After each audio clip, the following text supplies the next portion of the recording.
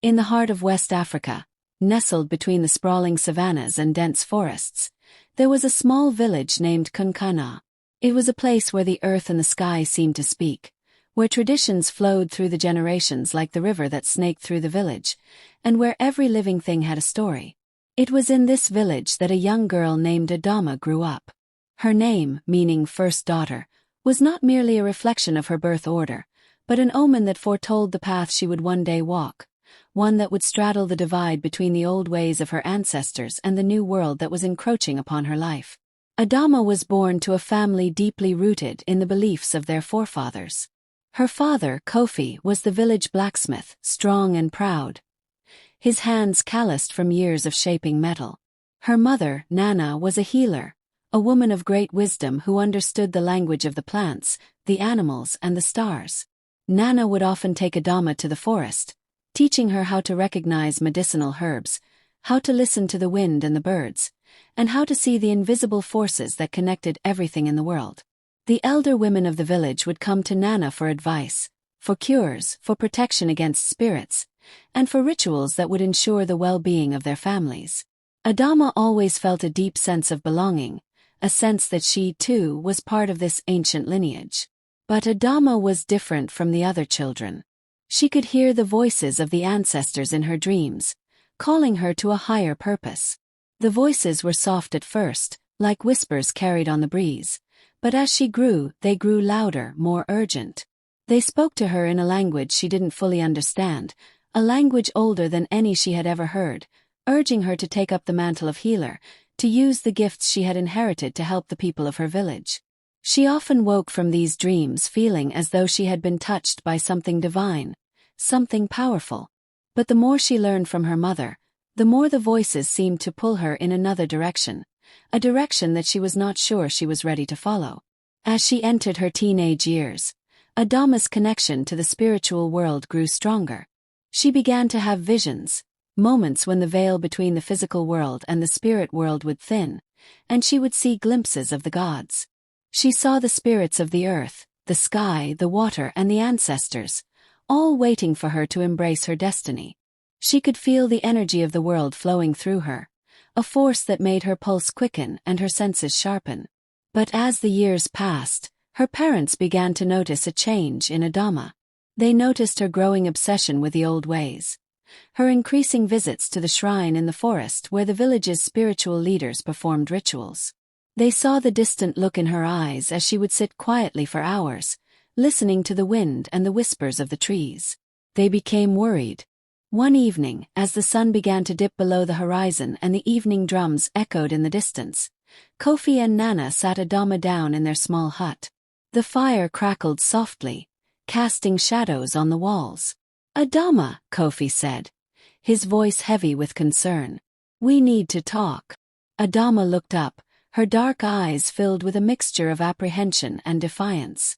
"What is it, father?" "You are growing into a young woman now," Nana added, her voice gentle but firm. "And we have noticed that you are spending more and more time with the elders, with the spirits. We understand that you are curious, but you must understand that the ways of the ancestors are not the ways of the future."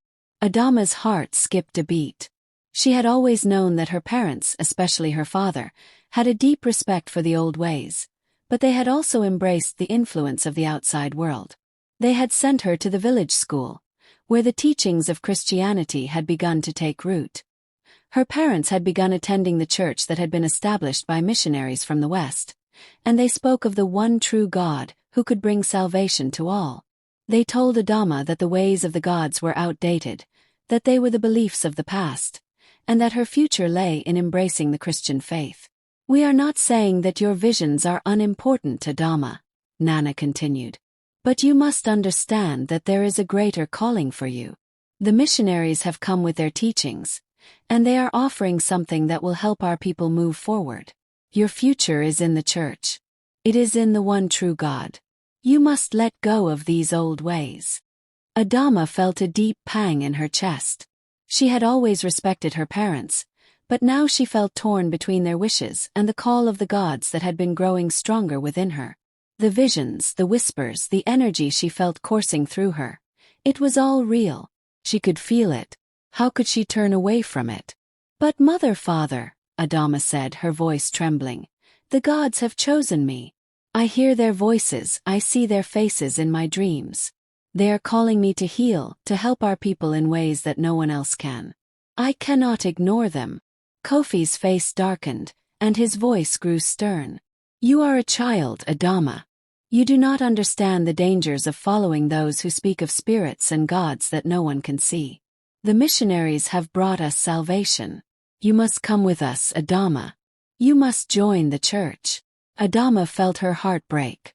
She had never been one to openly defy her parents, but the call of the gods was too strong to ignore.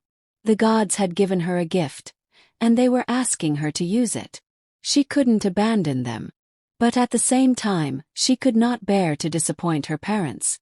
For weeks, Adama wrestled with the decision. She would spend long hours alone in the forest, seeking guidance from the spirits, feeling the wind and the earth beneath her feet, hoping for a sign. And then one day the sign came. Adama was walking by the river, her bare feet sinking into the cool mud, when she felt a sudden presence beside her.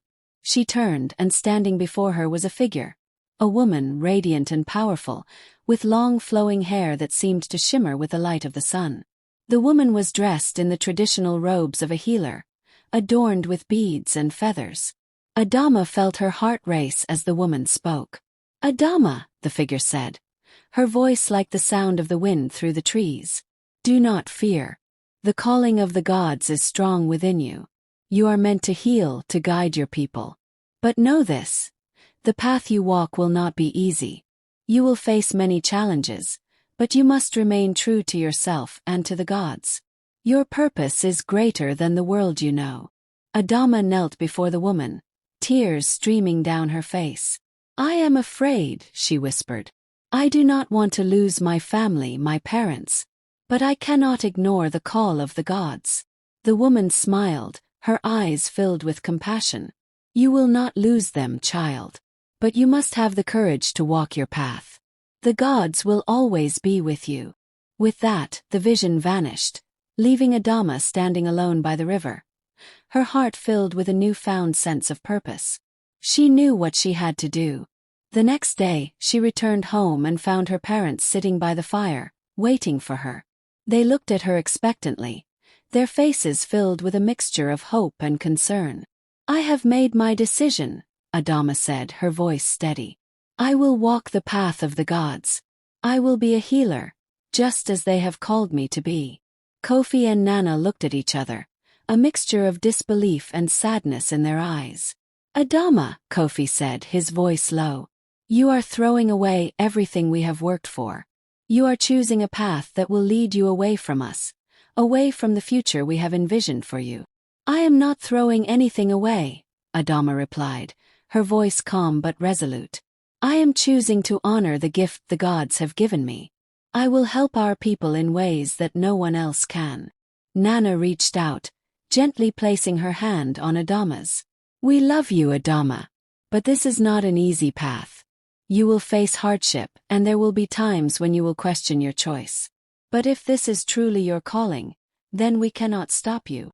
Adama nodded, tears welling up in her eyes. I love you both, and I will never forget where I come from. But I must follow this path, even if it means leaving behind everything I have known. With a heavy heart, Kofi and Nana embraced their daughter. They knew that the path she had chosen was not one they could walk with her, but they also knew that she had to find her own way. And so, Adama began her journey as a healer, embracing the wisdom of the old ways while navigating the challenges of a rapidly changing world. She knew that the gods were with her, guiding her every step of the way, and that her purpose was greater than anything she could have imagined. It was a path filled with trials, but it was also a path that led to healing, to love, and to a deep connection with the earth and the spirits. As the years passed, Adama became known as one of the greatest healers in the land. Her reputation spread far and wide, and people came from distant villages to seek her help. But she never forgot the vision by the river, the call of the gods, or the love of her parents. She carried all of them with her, knowing that she was part of a much larger story, a story that was still unfolding, one that would shape the future for generations to come.